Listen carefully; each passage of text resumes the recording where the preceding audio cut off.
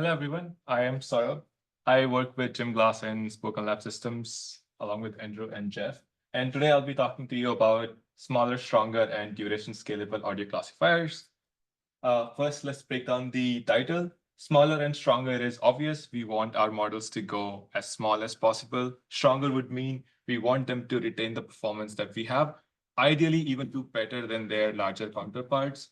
And duration scalable would mean if we train our model on a shorter audio, say 10 seconds of audio, we want it to be able to work with 50 seconds of audio or a minute of audio without we retraining the model on these longer and longer audios. And audio classifiers are just the model class that I'll be talking to you about in this presentation. First, let's talk about what's an audio classifier or what is audio classification. In audio classification, you are given a input audio, which you can convert to spectrogram, filter bank, or your choice of features, which then goes inside this black box audio classifier.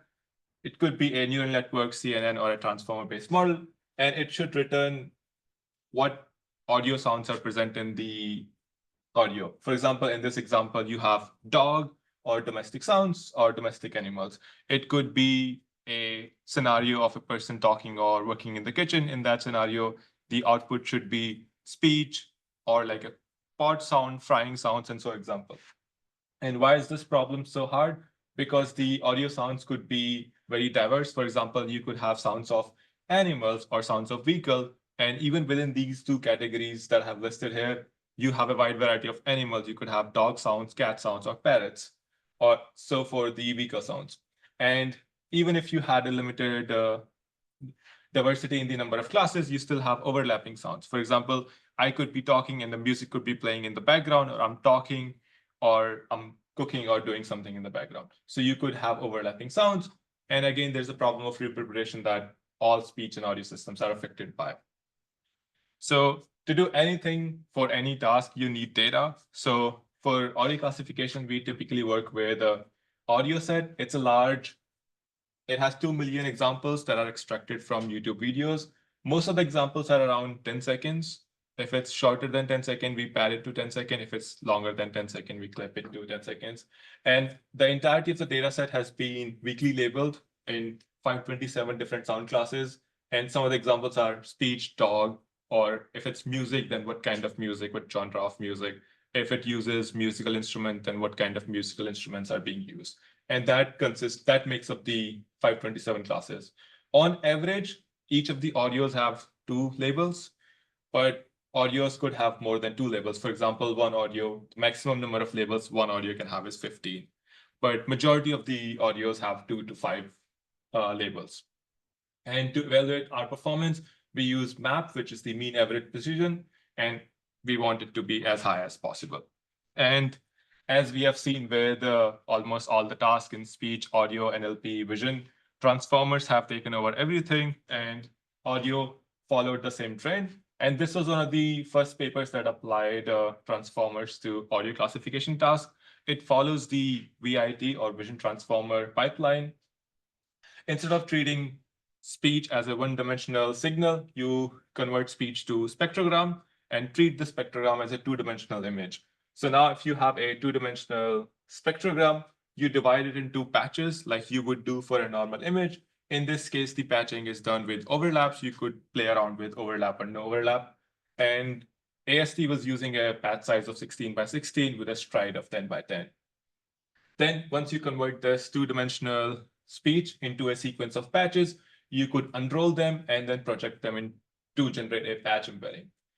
After you have the patch embedding, you would add a positional embedding to let the model know which patches came first and which patches came later. And since our goal is to generate a final classification result for this entire audio, we also append a classification token or a CLS token to the transformer output. Then we pass this sequence of tokens into the transformer. And when we want to do the final classification, we only take the embeddings for the CLS token, which then generate a 527-dimensional probability vector, each of them indicating if this sound is present in the audio or not. So it worked really, really well. It outperformed all the existing CNN-based models or the handcrafted models, but it did have some problems. And one of the main problems is the problem of transformers. Transformers scales poorly with the sequence length. So if you want to increase the sequence length by 2, the computational cost increases by 4 because of the self-attention operation. So take AST, for example. In our case, it was trained with 10-second and mostly used for 10-second data. But if you want to increase the input length on a 48 GB GPU, it can only support 50 seconds of audio. If you want to go beyond that, either you need to scale up your hardware or you need to chunk the audio. And in the meantime, state space models and some other variations of attention have also emerged. But I'll talk about state space models in this work. State space models have emerged as an alternative to transformers, and one of the main advantages, they scale linearly with this sequence length. So instead of doubling or quadrupling the compute requirement, they only double the compute requirement. And in this talk, I'll mostly talk about how do we use these state space models for the audio classification task. And first, before I go for the audio classification with state space models, I'll briefly cover what are state space models and what are some of the improvements people did to make them as good as they are or as competitive as they are. And state space models were really, really popular for systems and control. And their main use was if you have a one-dimensional continuous signal X and one-dimensional continuous time signal Y, which form the input-output pair. It could be X could be the voltage that is going inside a system, Y could be the motion that is coming out of the system. And you wanted to model what is the relationship between your output Y and X, and it was being modeled by this state equation. The first state equation governs how the hidden vectors or the state of the model is being changed by the current input. The state equation models the rate of change of the state based on the current input, and the output equation models how the hidden state is affecting the final output of the system.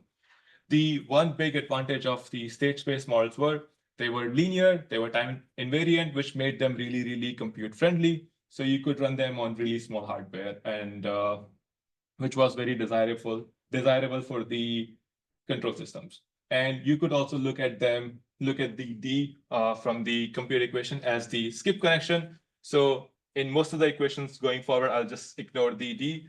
But this is the recurrence relationship that defines the state space models. For now, you have a one-dimensional continuous input X, one-dimensional continuous output Y. Your hidden state or state space could be multidimensional.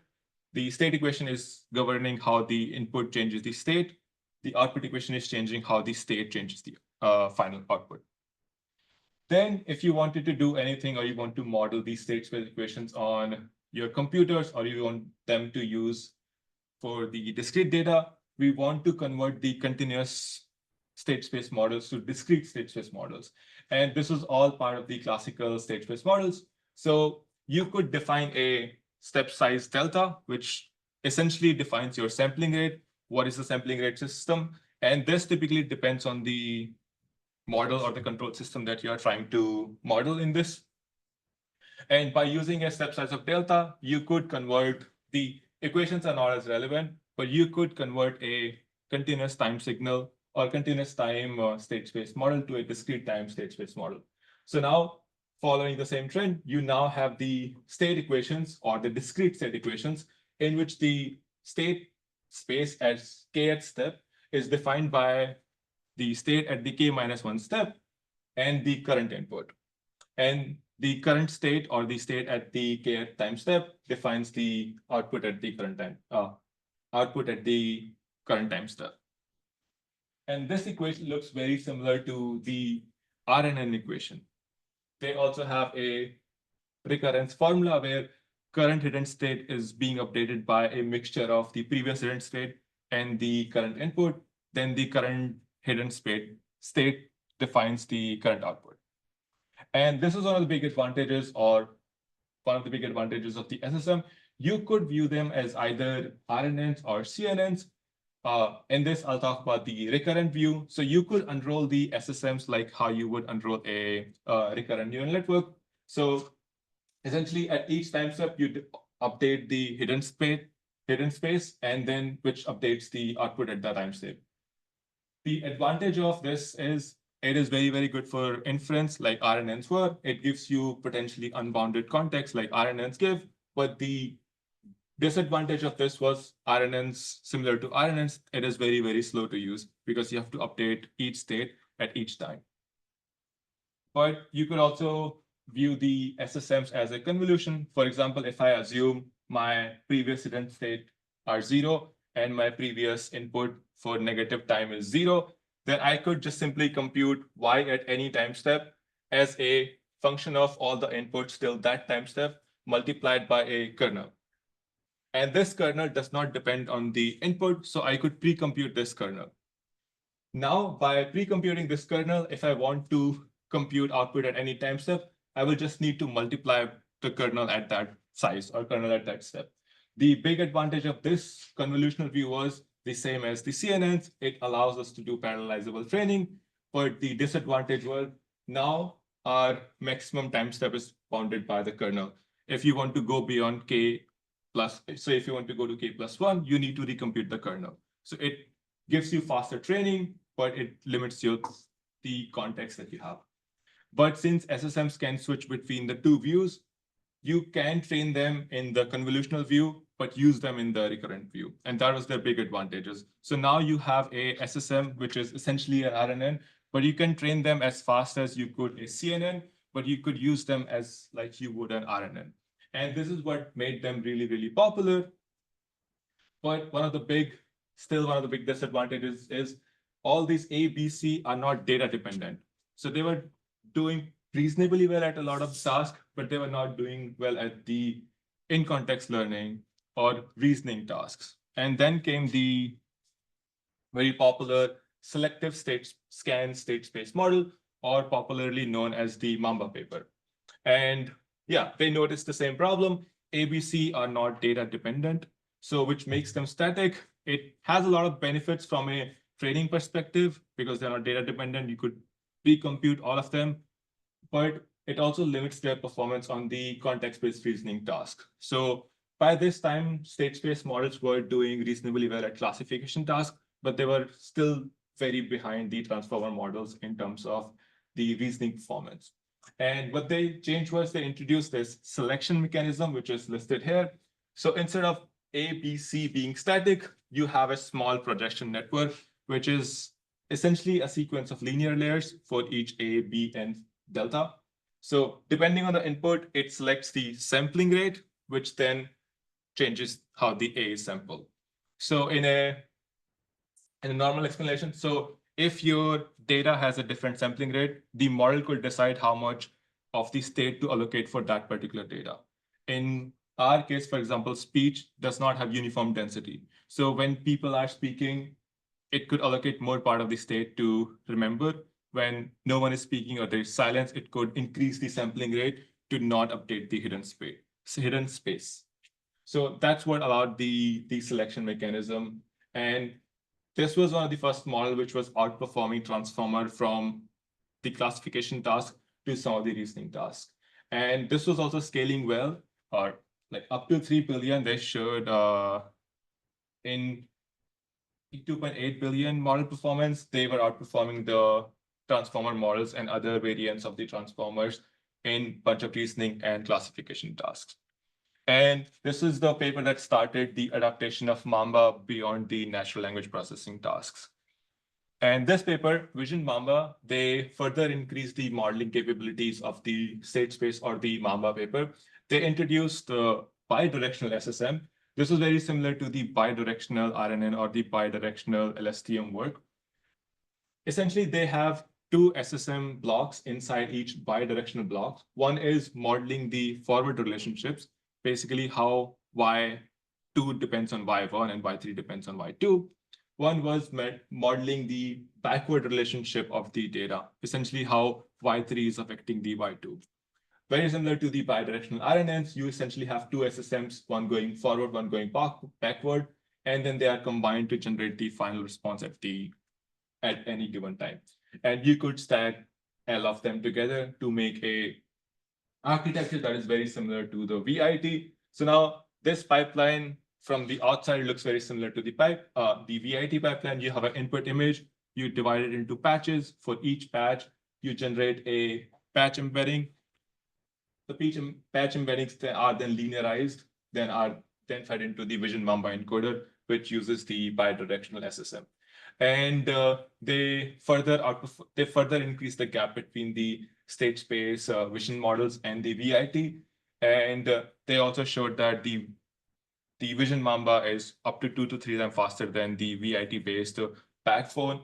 The speed ups were even more noticeable for the higher resolutions. For example, for the 224 by 224, which is the standard image classification size, they were slightly faster than the VIT-based baseline, but for 480 by 480, they were significantly faster than the VIT-based baseline. So now you had models that were as good, if not better than VIT, but significantly faster to use than VIT.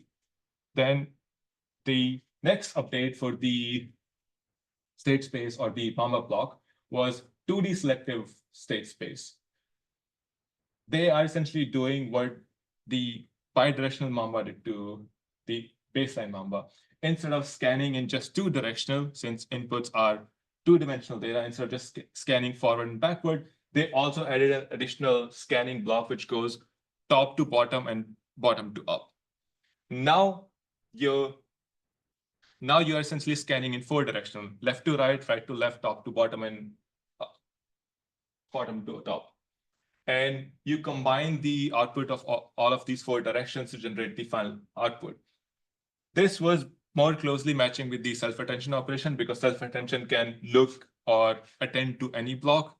So by increasing the number of directions, they were increasing the number of directions you can attend to. And they also showed significant improvements, both in terms of speed and performance over the bidirectional Mamba and the original Mamba. And one of the improvements was essentially just migrating from PyTorch-based baseline to Triton and C++-based backbone. Another was trying to move away from IronSum-based operations, and they also moved away from the VIT-based backbone to a Swing-based backbone. So this further increased the efficiency gap between the baseline VIT and what state space model could do. And since Mamba or the state space models were becoming so popular, people also tried to apply them to the audio task. And Audio Mamba was one of the first Mamba paper that was applying it for the audio classification tasks. And if you look at the left side, they showed similar to the VIT or the vision classification task. By using the Audio Mamba, you get significant boost in terms of the inference speed and in terms of reduced computational cost. So if you look at this plot, as you go from left to right, the sequence length is increasing, but the computational cost for the Mamba models is staying relatively low compared to the red lines, which show the computational cost for the audio spectrogram transformers. And like as I mentioned, the audio spectrogram transformers runs out of memory around 50 seconds. They also had the similar observations. And while Mamba-based models can support significantly longer sequence length, but it was very nice to use. They had much more efficient models, but they had one big problem. And the big problem was their performance was significantly lower to the transformer-based models. If you compare the map on the AudioSet 2 million, they had about 6 map gap between the performance. So it's nice to use, it's faster, but it's not quite as performant as the transformer-based model. So our goal was, can we still keep all this nice benefit of the audio state space models, but have the performance of the transformer-based models?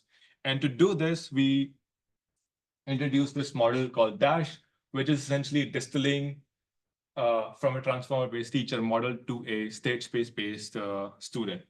So on the left side, you have the overview of the architecture. We have the same input, which is going to both the student and the teacher. In our case, we are freezing the teacher because we just want to distill from it. And the student is a state space model.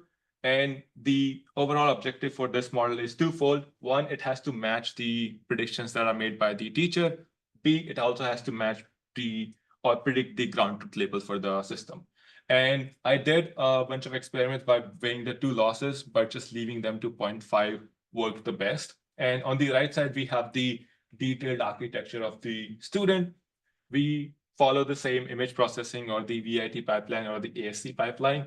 We start from a spectrogram, we treat it like an image. We use patches, or we convert it into patches. For each patch, we generate a patch embedding, which is then passed into the sequence of state space blocks. And by each group, we successively downsample the size of the image. Essentially, by going left to right, the number of tokens or the size of the image is going smaller and smaller, and the dimensionality of the feature vectors is increasing. This follows the standard swing architecture, where you start from a very low dimensional feature vector, but your special dimensions are very, very high.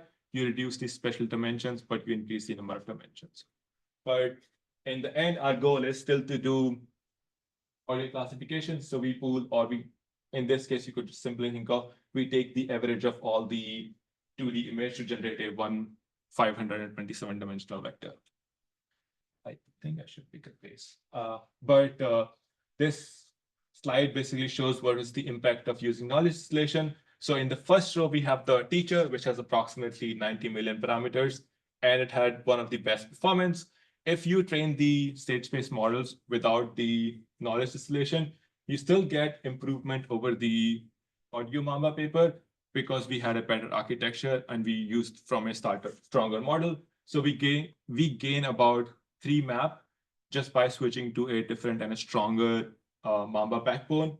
But when we add the knowledge distillation, we gain another 3 map, and we significantly outperform, or we outperform the teacher in this case. So we started from a 90 million model, we distilled into a 30 million model. And knowledge distillation is what is helping the state space model outperform the transformer-based teacher. So now we have a model that is smaller and has all the benefits of the state space model, but retains and outperforms the transformer-based teacher. And I also tried to do the same thing, or same knowledge distillation, on a AST-based student. So I took a small AST-based model and I tried to distill it from a larger AST-based model. It did not outperform the teacher. And there have been some results that show, especially for audio classification, that cross-model distillation tends to be more helpful than same model architecture distillation. That paper showed it for a transformer and CNN paper. If you distill from a transformer to a CNN or a vice versa, it seems to help if you distill from a transformer to a transformer. And then the next thing was, in the last slide we showed, by distilling, we are getting a student that is better than the teacher. So our goal was, or our guess was, can we keep doing this pipeline? Now, can we use the student that we are getting that is better than the teacher to train a second iteration of students? Will that be even better than the student that we get in this step? So essentially, we wanted to see if stronger teachers make better students. So now, instead of using the transformer as the teacher, which had the map of 56 or 46, can we use the dash as the teacher, which has a higher map?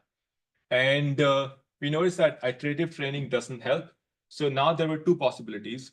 Either the small dash model, which has 30 million parameters, has saturated. Even if you make a stronger teacher, it's not going to do any better because it doesn't have any parameters to learn the new information that you're giving. Or just the dash model doesn't have any new supervisory signal compared to the AST for the teacher to perform better. So the next step was, can I make stronger teachers which are not state space based? So that is what I did. I started working with, instead of distilling from just one model, can I now distill from an ensemble of teachers? My student is still the same size. Now I'm just increasing the teachers, or I'm just making the teachers stronger. So first line is what we had done. We took the AST teacher. The second line is, there's a new model called HTS80, which is slightly better than the AST-based teacher. It has higher performance, but that also achieves the same amount of performance. But when we ensemble the 2 models, AST and HTS80, we get a huge boost in the performance because AST and HTS have complementary information. They focus on different parts of the audio. So by making a stronger teacher, we can further increase the performance that we get from the smaller model. Now I wanted to see, where is this extra, or where is this performance boost coming from? And my initial guess was because we are distilling from a coarser AST, AST was using a larger batch size, whereas in our case, since we are using a state space-based model, which scales better with the sequence length, we were using a very small batch size. For example, we were reducing the batch size from 10 to 4. And I thought that is what is giving the model the extra performance gain, because we are distilling from a coarser to a finer model. So I trained variations of the dash model with larger and larger batch size. If you look into this table, as you increase the batch size or you make the model coarser, the performance goes down. It even approximates or even approaches the performance of the teacher. So we are essentially compensating for the small parameters by increasing the sequence length. But since state space models are so better at, or like much better at handling sequence length than transformers, we can still do this, but have a model that is still faster to train and use than AST-based model. Even for a patch size of 4, which has approximately 6 times more tokens than a patch size of 10, our model is still 1.6 times faster than AST to both train and significantly faster to use. And this is the table which is just comparing to all the other existing transformer and the state space-based models.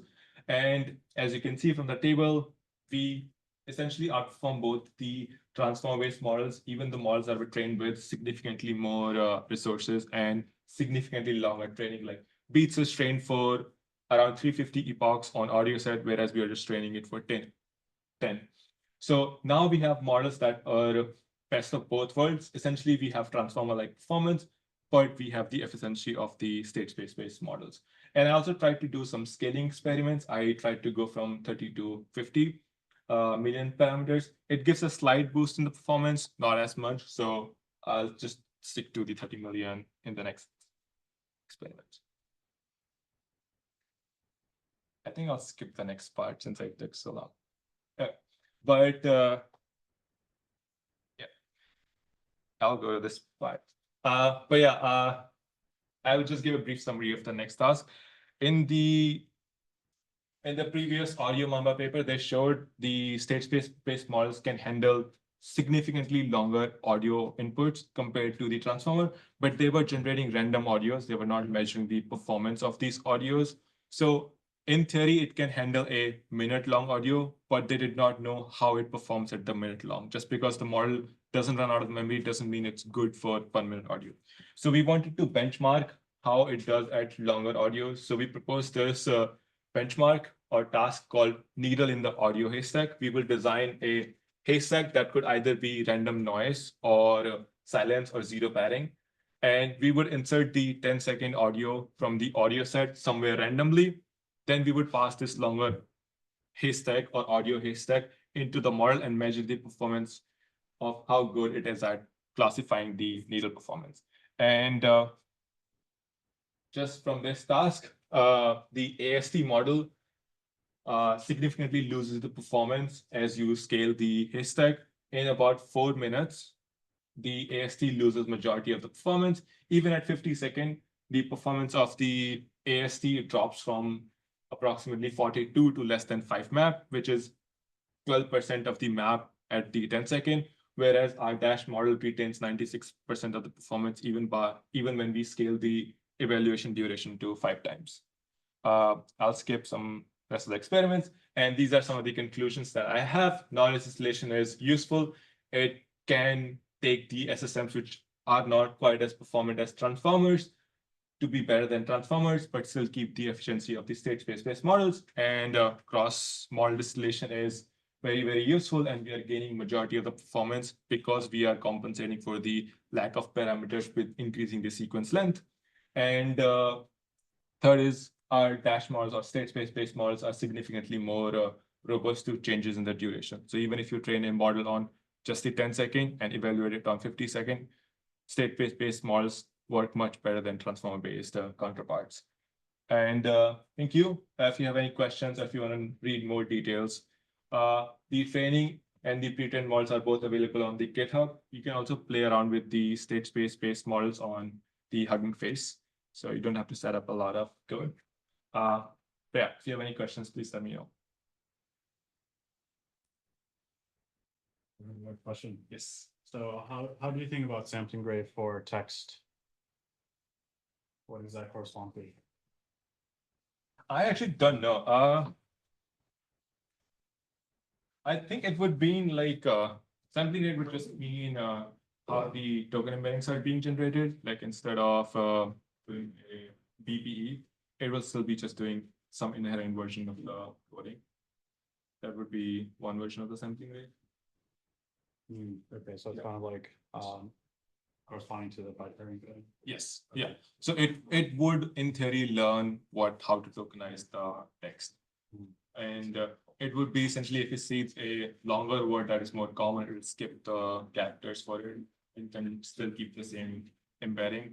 If not, then it'll change the state or it'll update the state. But I'm not 100% sure if it will do that. I've not looked at the token embeddings for C.